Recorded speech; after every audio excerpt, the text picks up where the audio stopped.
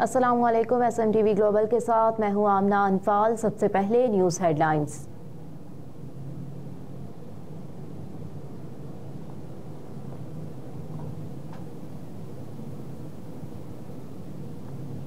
General election के लिए सिंध भर में पोलिंग स्टेशन कायम करने की मंजूरी। इलेक्शन कमीशन के एलामिये के मुताबिक सिंध भर में 19,006 पोलिंग स्टेशन कायम करने की मंजूरी दे दी गई, जिसमें मर्द वोटर्स के लिए 4,443 और खवातीन के लिए 4,313 पोलिंग स्टेशन बनाए जाएंगे। ECP ने 6,524 पोलिंग स्टेशन को इंतहाई हसास और 6,545 पोलिंग स्टेशन हसास करार दिए हैं, जबकि 5,937 पोलिंग स्टेशन नॉर्मल होंगे। इलेक्शन कमीशन की जानिब से जारी एलामिये में बताया गया कि मजमूई तौर पर 65,005 पोलिंग बूथ बनाए जाएंगे। मर्द वोटर्स के लिए 34,161 पोलिंग बूथ, जबकि खवातीन के लिए 30,844 पोलिंग बूथ बनाए जाएंगे। दूसरी जानिब इलेक्शन कमीशन की जानिब से सूबा सिंध के लिए बैलेट पेपर्स की प्रिंटिंग भी मुकम्मल कर ली गई।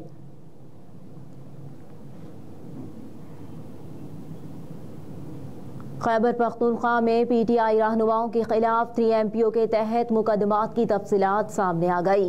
दस्तावेजात के मुताबिक खैबर पख्तूनख्वा में PTI रहनुमाओं और कारकुनों के खिलाफ अब तक 3 MPO के 771 मुकदमात दर्ज हो चुके। पेशावर हाई कोर्ट ने 3 MPO के तहत दर्ज 713 मुकदमात को गैर कानूनी करार दिया। दस्तावेज में कहा गया है कि 3 MPO के तहत 58 मुकदमात ताहाल जेर समात है। Peshawar high court principal seat ने 3 MPO के 390 मुकदमात खत्म करते हुए निपटाए। दस्तावेज के मुताबिक मैंगोरा बेंच ने 233 मुकदमात निपटाए, एबटाबाद बेंच ने 71, बन्नो बेंच ने 17 और DI खान बेंच ने 2 मुकदमात खत्म किए।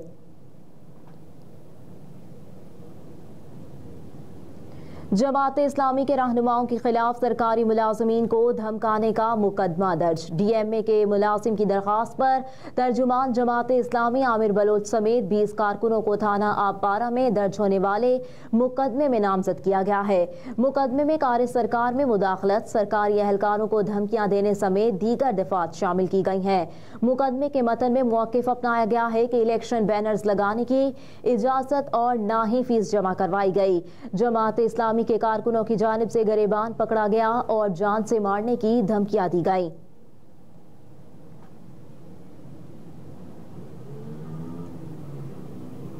पंजाब और KP के मैदानी इलाकों में धुंध, मोटरवेज मुख्तलिफ मकामात से बंद। तर्जुमान मोटरवे पुलिस के मुताबिक शदीद धुंध की वजह से मोटरवेज को मुख्तलिफ मकामात से ट्रैफिक के लिए बंद कर दिया गया।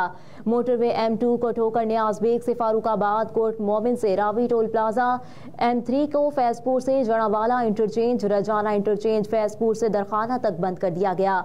M4 को शेरशाह इंटरचेंज से पिंडी भटियां, फैसलाबाद, गोजरा से शोरकोट, शामकोट इंटरचेंज से अब्दुल हकीम इंटरचेंज, पिंडी भटियां, M5 को जाहिर पीर से उच्च शरीफ इंटरचेंज, शेरशाह टोल प्लाजा और M11 को महमूद बूटी टोल प्लाजा से कालाशाह काकुल टोल प्लाजा संभड़ियाल तक ट्रैफिक के लिए बंद कर दिया गया।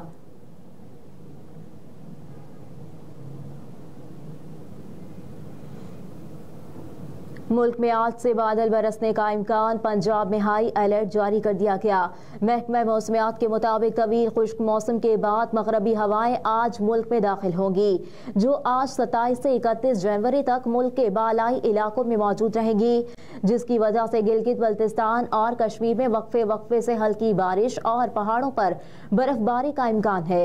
हुकाम ने कहा कि चित्राल, दीर, सवात, एबटाबाद, मानसहरा, हरिपुर, कोहाट और बन्नो में भी वक्फे से हल्की बारिश और पहाड़ों पर बर्फबारी होने की तवक्को है।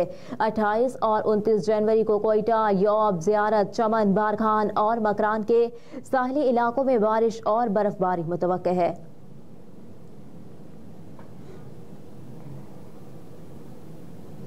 बानिया PTI की जमानतें खारिज करने का फैसला, कलअदम करार देने का तफसीली फैसला जारी। फैसले में कहा गया, बानिया तहरीके इंसाफ मुख्तलिफ मुकदमात में अबूरी जमानत पर थे। अबूरी जमानतों के दौरान एक केस में सजा हुई। बानिया PTI गिरफ्तारी की वजह से ट्रायल कोर्ट में पेश नहीं हो सके। अदम पेशी की वजूहात ट्रायल कोर्ट के इल्म में लाई गई। जारी फैसले में कहा गया, ट्रायल कोर्ट ने हकाइक का दुरुस्त जायजा नहीं लिया। बानिया PTI की जमानतें खारिज करने का फैसला कलअदम करार दिया जाता है। ट्रायल कोर्ट वीडियो लिंक के जरिए 6 फरवरी तक दरखास्त जमानतों पर फैसला करे।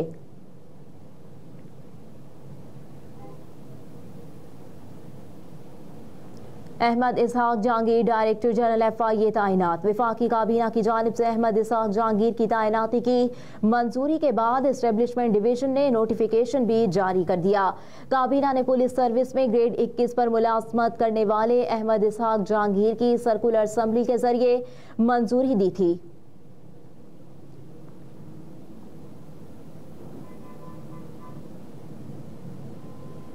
आलमी अदालत इंसाफ के फैसले ने इसराइली बर्बरियत को बेनकाब कर दिया। सदर मुमलिकत डॉक्टर आरिफ अलवी ने कहा कि गजा की पट्टी में नस्ल कुशी के जुर्म की रोकथाम से मुतालिक आलमी अदालत इंसाफ का फैसला बेहतरीन है। इसराइल को फौरी तौर पर गजा में मासूम शहरियों की नस्ल कुशी और खूनरेजी को रोकना होगा।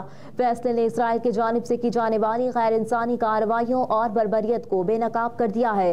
सदर मुमलिकत ने कहा कि इसराइल ने खवातीन, बच्चों और अस्पतालों को निशाना बनाकर इंसानियत की तमाम हदें पार कर दी। खुराक के लिए कतार में खड़े लोगों को भी नहीं छोड़ा।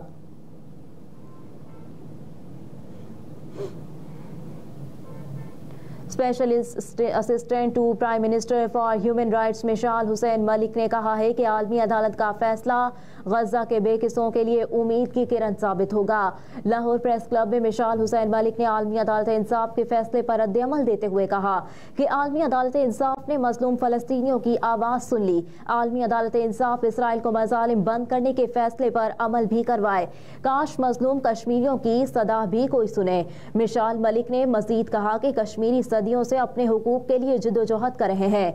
हजारों अफराद भारतीय तसल्लुत से आज़ादी का ख्वाब लिए शहादत पा गए।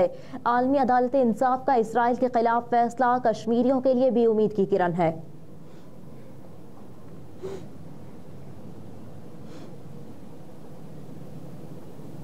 और आलमी अदालत इंसाफ के फैसले के बावजूद इसराइली हमले जारी। मजीद 183 फलस्तीनी शहीद।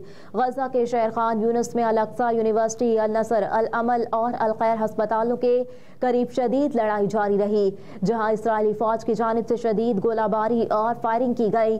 नसीरत कैंप पर हमले में 11 फलस्तीनी जान की बाजी हार गए, जबकि अल नसर अस्पताल में बिजली की फराहमी मुअत्तल हो चुकी। इसराइली हमलों के नतीजे में अब तक शहादतों की तादाद 26,000 से जायद हो गई, जबकि 64,000 से जायद फलस्तीनी जख्मी और हजारों लापता है, जिनके बारे में खदशा है कि वो ताहाल मलबे तले दबे हुए हैं।